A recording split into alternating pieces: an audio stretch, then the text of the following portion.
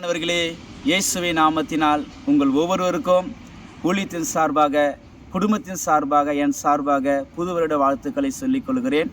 Wish you happy new year. ஆண்டுடைய பிள்ளைங்களே, கடந்த வருடம் முழுவதுமாய் அற்புதமாய் ஆச்சரியமாக தேவன் நம்மளை வழிநடத்தி இருக்கிறாரு. விசேஷமாய் புது வருஷத்தை காணும்படியாய் தேவன் நம்மளுக்கு உதவி செய்திருக்கிறாரு. இந்த புதிய நாளிலும் கூட, இந்த 1ஆம் தேதியில், இந்த நியூ இயர் அன்றும் கூட நம்ம எல்லாருக்குள்ள சந்தோஷம் இருக்கிற நேரத்தில் அதோடு கூட சேர்ந்து ஏதாவது ஒரு பதட்டம் இருக்க தான் செய்யும், ஏதாவது வேதனை இருக்க தான் செய்யும். போன வருஷம் முழுவதுமாய் இந்த பிரச்சனை இருந்துச்சு, இந்த போராட்டம் இருந்துச்சு, இந்த கவலை இருந்துச்சு.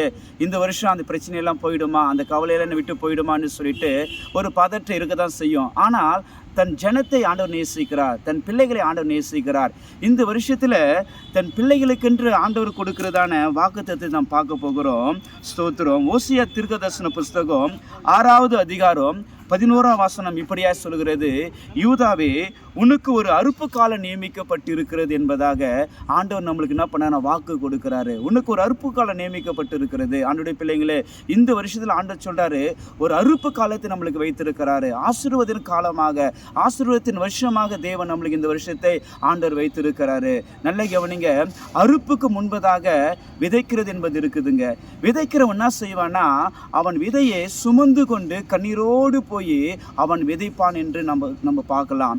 ஆனா விதைச்சவன் அதனுடைய பலன் கிடைச்ச உடனே என்ன செய்வானா, சந்தோஷத்தோடு, அவன் கம்பீரத்தோடு கூட, சந்தோஷத்தை கூட அவன் வரக்கூடியவனா அவன் இருக்கிறான். ஆண்டுடைய பிள்ளைங்களே, போன வருடம் முழுவதுமா ஏதோ ஒரு வருத்தம், ஏதோ ஒரு பாரம், ஏதோ ஒரு கவலை நீங்க சுமந்து கொண்டு இருக்கலாம். ஆனா ஆண்டவர் சொல்றாரு, இதுவரை நீங்க சுமந்த காரியம், இதுவரை நீங்க பட்ட கஷ்டத்தை எல்லாவற்றையும் ஆண்டவர் இந்த வருஷம் எடுத்து போட்டு ஒரு அறுவடையை கொடுத்து ஆசீர்வதிக்க கூடியவராக இருக்கிறாரு. விசேஷமா அந்த ஓசியா 6வது அதிகாரத்தில் அந்த சம்பவங்களை நீங்க படிச்சு பார்த்தீங்கன்னா, பின்வாங்கி போன ஊழியக்காரர்களும் பின்வாங்கி போன தேவ ஜனங்களுக்கு தான் இந்த வாக்குத்தத்தத்தை அங்கே சொல்றாரு. ஆண்டவரை விட்டு பின்வாங்கி போய் ஆண்டவருக்கு பிரியமில்லாத ஜீவியம் பண்றாங்க. அவர் பிரியமில்லாத ஜீவியம் பண்ணும் பொழுது தான் ஆண்டவர் தன் ஜனத்தை மறுபடியுமாய் அவர் நேசித்து சொல்றாரு. என்ன சொல்றாருன்னா, இவங்களுக்கு கொண்டு ஒரு திட்டத்தை வச்சிருக்கிறேன், இவங்களுக்கு கொண்டு என்னுடைய விருப்பத்தை வச்சிருக்கிறேன். என் ஜனத்தை நான் மறுபடியும் அவங்க என் பக்கமாய் கொண்டு வந்து அவளை என் ரத்தத்தினால் கழுவி அவங்க மேலே அபிஷேகத்தை வைத்து பின்வாங்கி போய்க்கிற என் பிள்ளைகளுக்கு ஒரு அறுவடையை கொடுத்து அவங்க மூலியமாக என் நாமத்தை மகிமைப்படுத்துவேன்னு சொல்லி தான் இந்த இடத்துல அற்புதமாக வாக்குத்தத்தமாக ஆண்டவர் கொடுக்கிறாரு.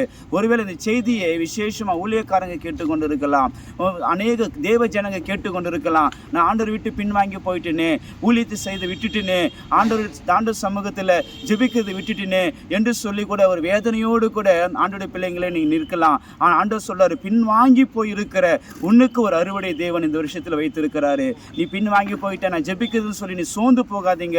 ஆண்டவர் சொல்றாரு, வாக்கு கொடுக்கிறாரு, பின்வாங்கி போயிருக்கிற உனக்கு ஒரு அறுவடை வச்சிருக்கிறது சொல்லி ஆண்டவர் சொல்றாரு. அதனால நம்ம ஜெபிக்க போகிறோம். ஆண்டவர் பிள்ளை என்னோடு கூட சேர்ந்து ஜெபம் பண்ணுங்க. ஆண்டவரே, நான் பின்வாங்கி இருந்தாலும் என்னை நேசித்து எனக்கு ஒரு அறுவடை வச்சிருக்கிறீங்களே, என்ன கூட அந்த திட்டத்தை நிறைவேற்ற போறீங்களேன்னு சொல்லி என்னோடு கூட சேர்ந்து ஜெபிப்பீங்கன்னா நிச்சயமா கர்த்தர் இந்த வருஷத்தில் கொடுக்கிற ஆசீர்வாதங்களை, வாக்குத்தத்தங்களை சுகந்தரித்து கொண்டு அவருக்கு நம் சாட்சிகளாக இருக்க முடியும். நம் கண்களை மூடி நம் ஜெபிக்கலாமா? நல்ல தகப்பனே, ஆசீர்வதிக்கப்பட்ட இந்த நேரத்துக்காக நன்றி செலுத்துகிறோம் ஆண்டவரே. இந்த வருஷத்தில் எங்களுக்கு அற்புதமான ஒரு வாக்குத்தத்தை கொடுத்திருக்கிறீங்களா ஆண்டவரே. யூதாவே, உனக்கு ஒரு அறுப்பு காலம் நியமிக்கப்பட்டிருக்கிறது சொல்லி ஆண்டவரே, இந்த வருஷத்தில் ஆண்டவரே அப்பா, உன் ஜனங்களுக்கு, உன் பிள்ளைகளுக்கு அற்புதமான ஆண்டவரே வாக்குத்தத்தை கொடுத்ததுக்காக நன்றி செலுத்துகிறோம் ஆண்டவரே. இந்த சத்தத்தை யாரெல்லாம் கேட்டு என்னோடு கூட சேர்ந்து ஜெபிக்கிறாங்களோ அத்தனை பேரோட வாழ்க்கையில ஆண்டவரே ஆசீர்வாதத்தை பார்க்கட்டும் என்று சொல்லி, இந்த வருடம் முழுவதுமாய் ஆண்டவரே நீர் கொடுக்கிற நன்மைகளை பெற்றுக்கொள்ளட்டும் என்று சொல்லி நாங்கள் ஒவ்வொருவரை வாழ்த்தி ஆசீர்வதிக்கிற ஆண்டவரே, உம்முடைய கரத்தில் இந்த வருஷம் முழுவதுமா எங்களை ஒப்பு கொடுக்கிறோம். இந்த வருஷம் முழுவதுமா நாங்கள் உமக்கு சாட்சியா இருந்து இருக்கத்தக்கதா தேவன் எங்களுக்கு உதவி செய்யும்படியா ஜெபிக்கிறோம். இயேசுவின் நாமத்தினால் ஜெபிக்கிறோம் நல்ல பிதாவே. ஆமீன்.